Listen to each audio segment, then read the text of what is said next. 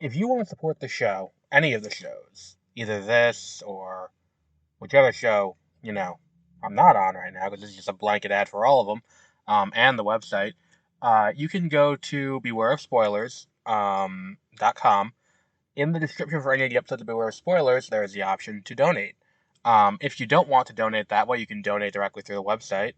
We do have that, mwpnews.com. And if you don't want to support that way, then going to mwpnews.com will help out because we have ads there.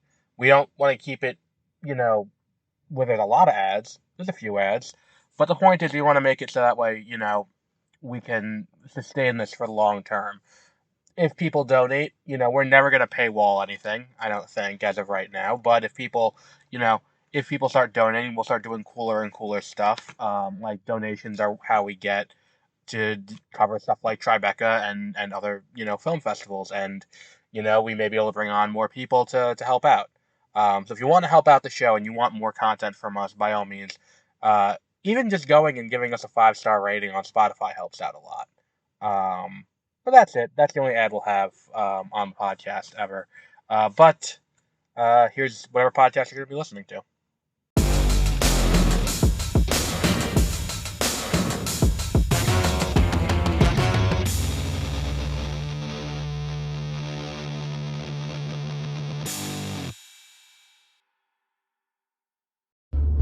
Good morning, and welcome to Beware of Spoilers. I am Adam. So quick announcement before we get started, this will be the last Star Wars show we do on this show. We're not going to stop doing Star Wars shows, but we're going to move it to, We're going to move it to, Exploring Hyperspace Lanes, starting with whatever the next show is. I believe the next show is, Skeleton Crew. Unless there's another animated thing between then and now, which is possible. But it'll be moved to that feed. Because it's Star Wars and, stick with branding. So like tonight we're going to be talking about Temptation of the Force, but that's going to be over there as well. But that's not what we're here to talk about. What we're here to talk about today is the 5th episode of The Acolyte. And look, I'm not someone who is one of the people who complains about, Star Wars is breaking canon. In fact, you've heard me defend the show quite vehemently over the course of its run so far, where it's like, look, nothing it's really done has particularly broken canon, and I still believe that's true. However, I think this most recent episode kind of, look, here's the thing. I don't think that it's that outlandish that, they would have covered this up to Jedi. Especially, that thing in the very beginning with what's her name? When Vernestra Rowe says, we can't, we can't let anyone know about this. We have to tell, because if anyone knows about this, it will impact our, it'll impact our political power, because it'll embolden the political enemies of the Jedi to use this as an excuse to attack us. And, okay, get all that. And again, these events keep happening kind of far away and remotely, where it's like, look, the Master, who we now know, I called it,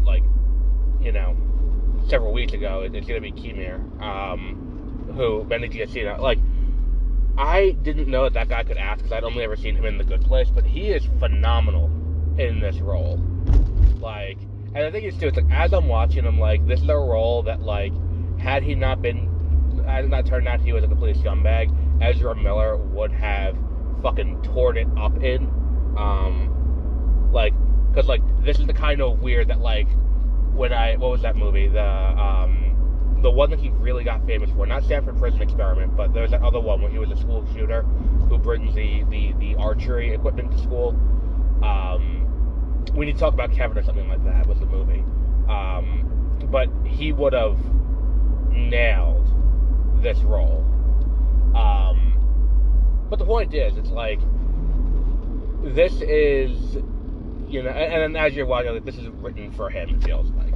So all that notwithstanding, you know, that's not what we're here to talk about. We're not here to talk about, you know, could have beens or anything like that. Even so, like, look, I think that Ezra Miller is, you know, I don't particularly care for him, either as a person or his acting, and I also don't think that, like, this would have made or broken him. Like, I don't know. It is what it is. He's doing great, Manny Giacchino, whose name I'm probably mispronouncing.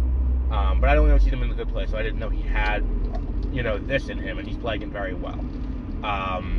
But, like, and I liked the fights that happened in this episode. I liked the fights between, you know, the Master and all the Jedi. Like, look, I know there's going to be breakdown videos on YouTube, probably, if not today, maybe tomorrow, of, you know, oh, here is, you know, here's what here's all the time that they could have killed him, but they didn't because the choreography was shit. Like, again, take any actions, like, because, like, that was the big thing after, you know, like, The Last Jedi, where it was, like, after Snoke gets killed and you have all the Praetorian Guards show up to try and kill,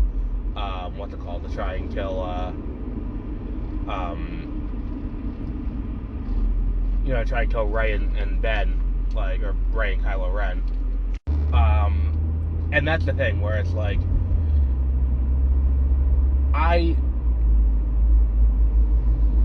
people sat there and they dissected that scene and broke it down. It's like, oh, and this person moves here, and this person moves here, and it's like, look, you're not meant to sit here and go frame by frame and watch it. That's the big issue with, like, you know, with that. Like, that's a big side effect of streaming.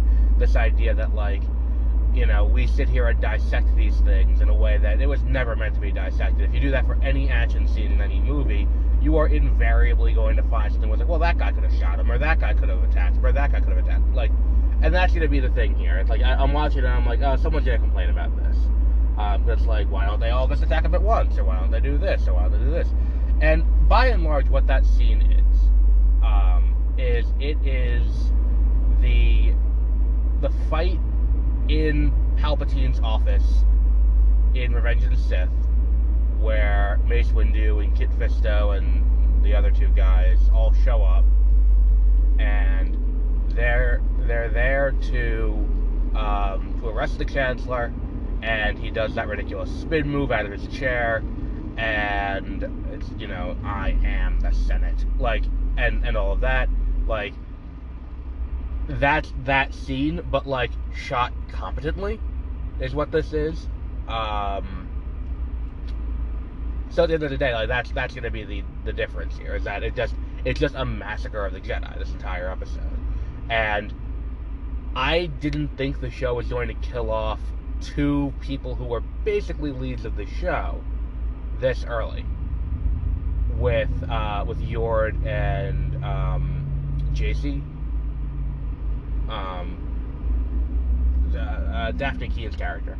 And the thing is, too, there's a brutality to the way he does it in this episode that's just unlike anything that I can remember in Star Wars in live action. Like taking two Jedi and skewering them on a lightsaber and then beheading them.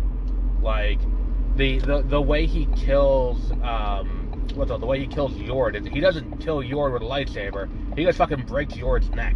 Like, it's fucked up.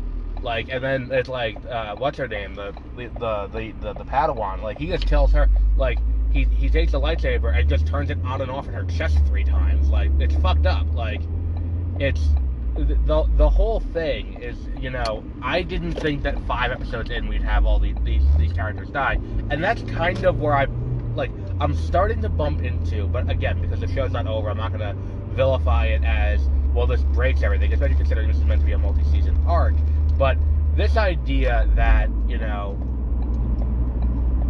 it's the issue is, like, we have now reached a point where we have 3 dead Jedi Masters, because we have Jedi Master Beard, we have Jedi Master Chewbacca, and we have Jedi Master Trinity, have all been killed.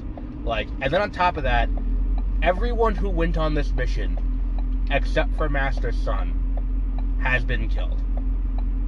Like, everyone the fuck else is now dead.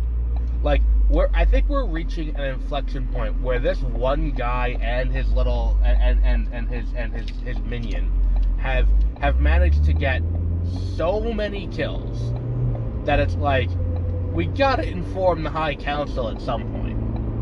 And I'm kind of hoping that the way they get themselves out of that issue, where it's like, oh, well, why don't they talk about this? Like, why don't they talk about this ever? It's like, I'm hoping that it's just like, they get to the end and it's like, by the way, they say specifically to Kai ID Mundi, if anyone ever asks about if we saw a Sith, we didn't. Like, because that would be such a funny way to resolve that plot hole. It would be, like, absolutely ridiculous. But yeah, I think that, like, look, I think the issue with Star Wars is, like, not issue, but, like, that's the thing about it. Like, there's a permanency to death in this that you don't see in a lot of other things. Like, yeah, they could come back as Force Ghosts, and that is a distinct possibility. Like, if they come back as Force Ghosts, then, you know, what, like, okay, cool, but I don't think they're going to do that, because it seemed like, I mean, look, granted, we're already off the reservation of what the prequel said, but it seemed like it was something that, what's-his-name didn't know could be done, Yoda didn't know it could be done, so when Qui-Gon figures it out and appears to, appears to Yoda, that's like, oh, okay, that, that kind of makes sense, like, as like, oh, okay, so this is a new thing they've discovered, which is why the Sith don't know about it. Like, it's not something that's written about in the ancient texts or anything, where it's like, he studied it and he knows. So, that, but beyond that, there's no returning besides flashbacks for these characters. Now, my one issue with the show is introducing that there's a mystery and then resolving it the next episode. Because we've seen that happen a few times. Number one, the issue of, oh, here's the Master, this is what the Master looks like, this is his mask, look at how, like, fucked up this is. And then it's like, okay, cool, we have that, but then also it's like, and then the next episode, like, oh, it's Kimir, and it's like, okay, cool, I don't think I needed that reveal now at episode 5 out of 8. Like, that could have waited a little bit. And granted, it's like, next week's episode 6, at this point, like, May and, May and Osha have switched. Not willingly, May switches clothes with Osha after knocking her out, and May goes with the Jedi back to Coruscant. Osha has been taken in by Kimir. So, it's an interesting situation they find themselves in now. But at the same time, it's like the big issue at hand during the episode, like the big issue that Kimir keeps bringing up is like, why doesn't Master Son tell you what happened? Like, why doesn't he tell you the truth? And it's like, we, the audience, have no idea what the fuck he's talking about, but neither does Osha. So, like, what could he be talking about? What could this be referencing? And I have a feeling that episode 6 will be a flashback to whatever that is, with the intent to be like, oh, so this is, okay, so now we're caught up on what this big secret is, and I think there's a non-zero chance that episode 7 he dies. I think Osha is going to be the one to get that, that killing. I think either episode 6 or episode 7 is a flashback, and then, we get into the finale. And that's going to be the big question here, is where does the show leave off for a second season? Like, and I think the show's going to get renewed, because the ratings have been, like, audience score be damned, because, like, that's the thing that's very easily manipulated. Like, I saw the ratings, and, like, when you put The Acolyte, like, in its first week that it was out, it was doing numbers comparable to entire seasons of Netflix shows, which will always be higher on that, on that rating. because it's skewed. It's based on viewership hours for a show. So, like, the fact that it is doing comparable numbers to Netflix shows it means a lot of people are watching this. Like, so that said, I wouldn't be surprised if this gets renewed for second season, or officially renewed for second season. I know they've been working on it already, but to be clear, like, regardless of how that happens, that, you know, the show's gonna end off in a way that's like, I think that, like, we get a reveal by the end of this show. I think we get a reveal by the end of the show that there is another Sith involved. Because that's the thing about Kimir. And it was something that struck me when he was giving his little talk to you know, I think it was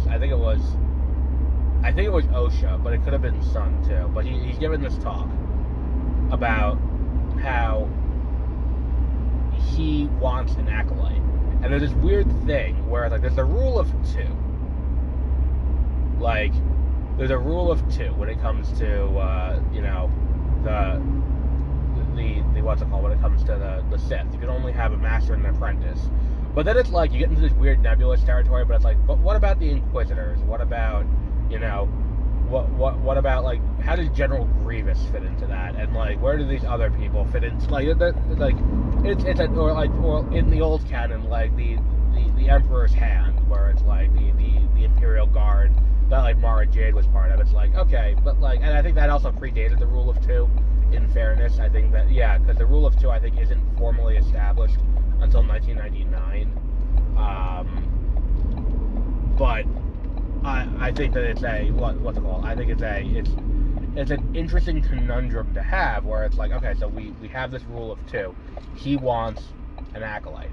I don't think he has just up and discovered the power of the dark side on his own. Like, I don't think that that's where this character is, where he's like, oh, well, I was doing some light reading on Wikipedia, and I came across this shit, and it's like, oh, that's cool. Like, no, I think he was, you know, I think he was trained by someone. And the question is, who?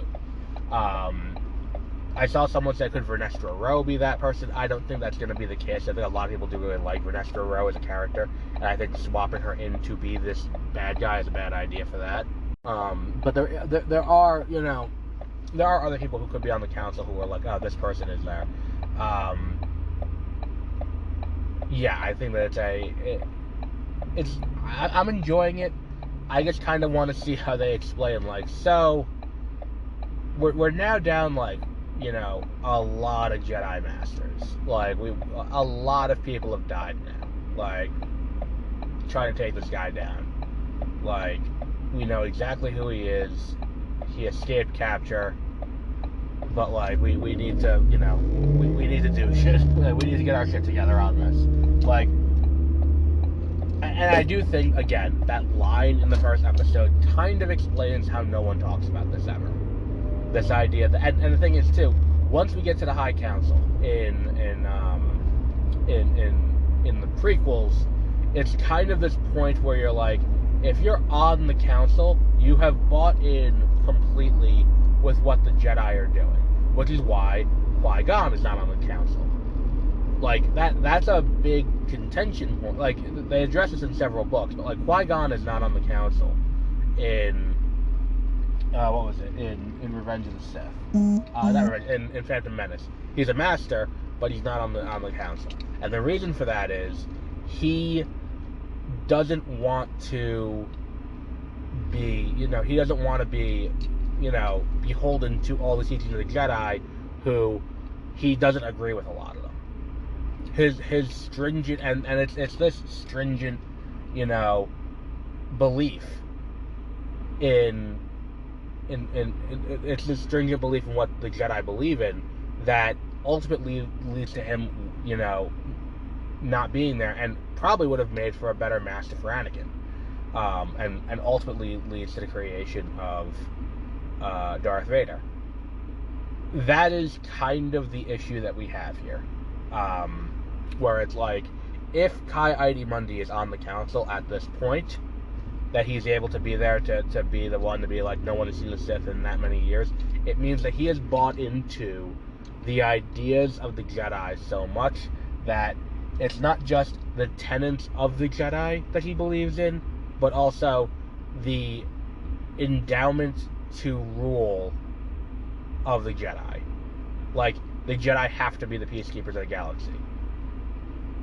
And again, I think part of what this show is doing is this show is addressing things that have been in the expanded universe canon for years.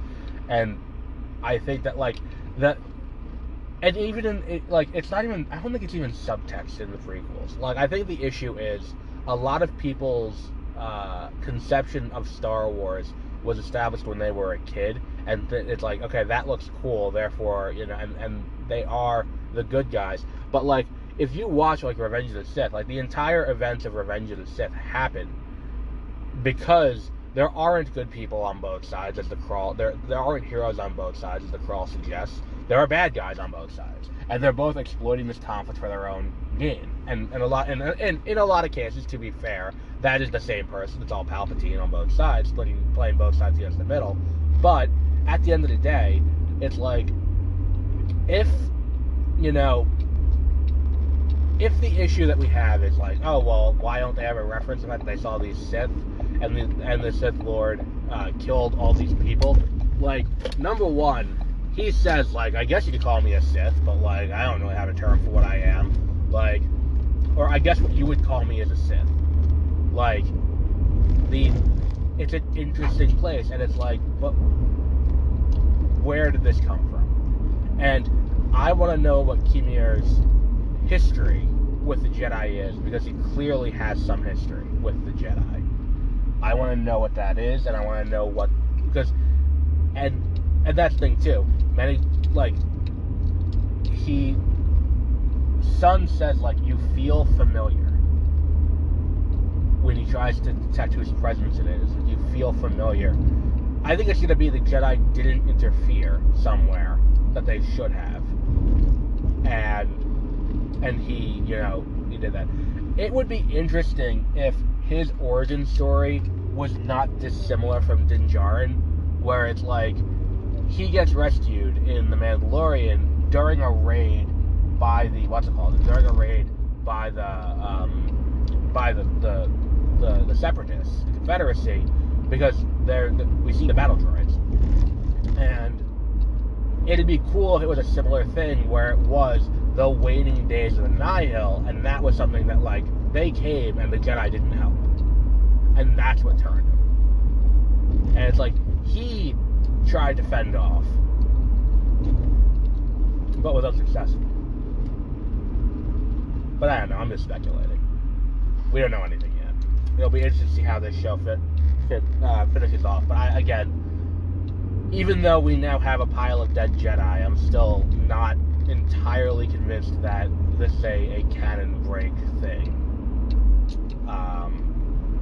But we'll wrap up there for today. Our next episode will be on Friday. Friday, we're going to be talking about, what's it called? Friday, we're going to be talking about Kinds of Kindness. Saturday, we're going to do, what was that movie? A Quiet Place Day 1. So, with that, have a great rest of your week.